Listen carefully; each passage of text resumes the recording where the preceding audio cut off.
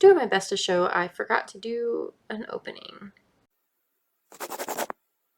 Hey there, welcome to my channel. This is Foggy Fiction and I am Haley. I'm a writer living with mental illness, doing my best to show that mental health does not dictate talent or worth, and hoping to encourage others to chase their dreams. So, you're writing about someone who has depression, and my last video didn't quite cover everything. Here's part 2, finally. I realized after posting my last video in this series that I forgot to cover a few of the things that I had gone over in the other videos covering anxiety and panic disorder and PTSD. I left a comment saying as much, and I did a very tiny, very quick rundown of those things. But I thought it would be better to just make a part 2 and cover them here instead. So here we are. Let me do a quick refresh on what I covered in the first video on writing about someone with depression. I'll leave a link in the card so you can get all the information if you haven't watched the first video yet. But here's a quick reminder for anyone who doesn't want to dive back in. You do not have to have experienced a traumatic event to have depression. There are a variety of symptoms, and many of them are the same or similar to the symptoms I experience with anxiety and panic disorder and PTSD. The same can also be said for my coping mechanisms. And lastly, depression is different for everyone and can also be different at different times for the same person. Again, I am linking that first video in the cards, so if you want more detailed information on those things, please hit that link and check it out. Now on to the things that I forgot to mention in the last video. For anyone new or anyone who hasn't watched this series in a while, I have been diagnosed with major depressive disorder as well as other mental health disorders, and live every single day with the struggles that come with it.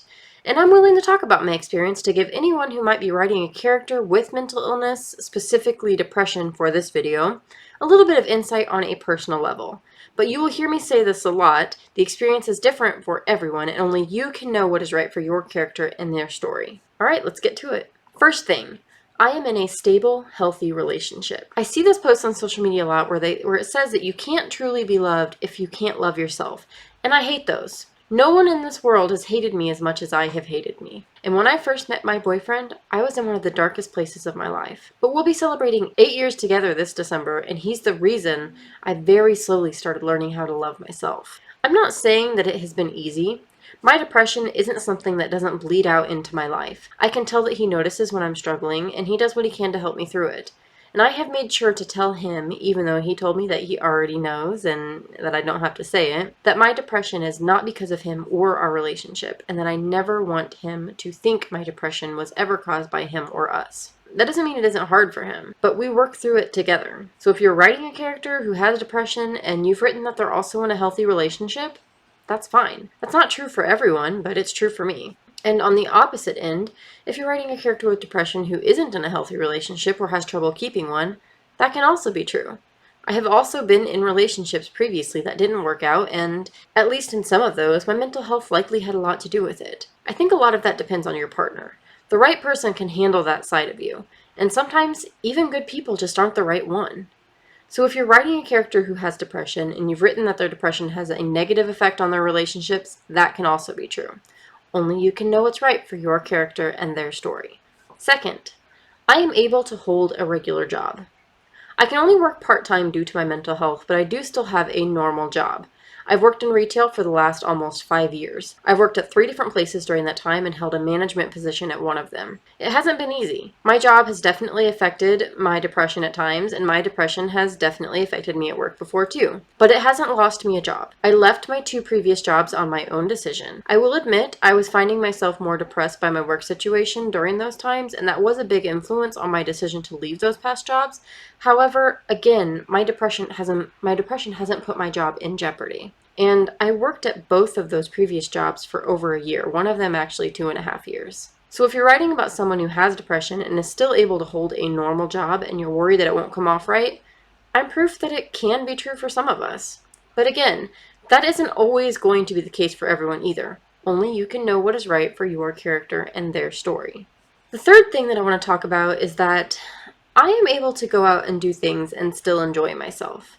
I'm a homebody naturally, so I enjoy my time at home regardless of my mental health, don't get me wrong. And I've worked in retail long enough that when I get a chance to not have to interact with people outside of work, I like to take it. But I do still like to go do things with my boyfriend or family or friends on occasion. There seems to be this notion, especially thanks to what we often see in film, that people who live with depression don't like to leave their home or only begrudgingly go to social events, where they sit unhappily staring off into the distance.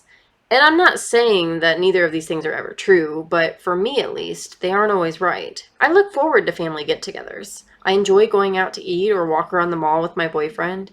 I have a friend that every Friday the 13th, or every when we're not broke anyway, or wasn't during the pandemic, we go get a tattoo deal together. And I was at karaoke every single Monday, in and after college, when I lived in that town. When Pokemon Go first came out and got really big, the city I live in had a huge meetup downtown. I found a woman on one of the Facebook groups who was willing to give me a ride to the event, and I walked around with, I think it was her and a few other random people from the event for hours. This is an event that was huge. There were hundreds of people there. And I had a great time. So if you're writing about someone who lives with depression and you have a scene where they're at some sort of social event or something where they're seeming to enjoy themselves, that's totally fine. I have major depressive disorder. I fight depression every single day. And yet I still find myself doing these things and having a good time. I'm not saying it's true for everyone, but I'm proof that it can be true for some of us, so you shouldn't feel like it can't be true for your character. It's also fair, though, to point out that there are often times when I absolutely don't want to go do things I might otherwise have enjoyed. Have I turned down meetups because of my depression? Yes. Have I made up excuses to back out of things because of my depression? Yes. Have I given a maybe just in case my depression might get in the way and then ended up not going? Yes. Have I gone anyway and wished I would have just stayed home? Yes. Have I gone anyway and ended up leaving early? Yes. Have I done any of these things even when deep down I actually really wanted to go? Yes. It all depends on how my depression is on any given day. So if you're writing a character who doesn't want to go out and do these things, or does but doesn't actually go, that's fine too. Because remember, only you can know what is right for your character and their story. So I think that covers it, or covers the things that I had intended to say in the last video and completely forgot to bring up. Anyway, it is here now, and I'm sorry. As always, with everything I've said here and in past videos, I'm just offering my personal insight for you. I'm not saying it's the only truth or that it's true for everyone with depression, but it is true for my experience. These things aren't talked about enough thanks to that not so lovely stigma surrounding mental health, so I'm doing my best to break that ugly stigma and talk about it. And maybe answer some of those more personal questions for writers out there who are including characters like this in their work. And again, the tagline of the show, I guess, only you can know what is right for your character and your story. If you have any questions about depression that I didn't answer in this video or the last one, please leave them in the comments below so that I or anyone else who might have insight can answer them for you. Like this video if you enjoyed it, subscribe if you're interested in following my very clumsy journey as a writer living with mental illness, and enjoy the happy moments.